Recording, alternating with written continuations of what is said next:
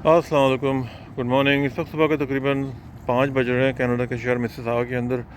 आज जो है सुबह थोड़ा जल्दी निकलना है क्योंकि मुझे जाना है CDF कैम्ब्रिज। वहाँ पे सुबह सुबह जो है किसी क्लाइंट से मिलना है। कनाडा में जिन जिन लोगों को भी आने का इंटरेस्ट है उनको बस मैं एक चीज़ बता दूँ कि यहाँ पर टाइम की बहुत वैल्यू होती है।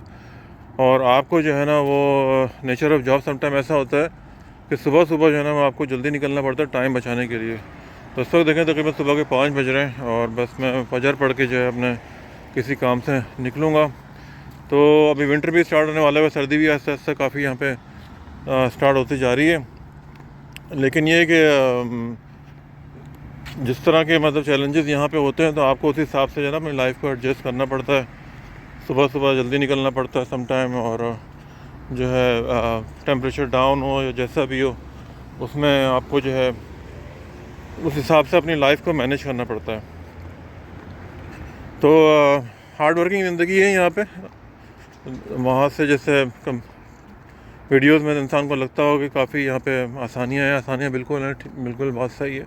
लेकिन ये आसानी को पहुँचने के लिए जो है ना वो आपको काफ़ी मेहनत करनी पड़ती है और चैलेंजेस बहुत आते हैं।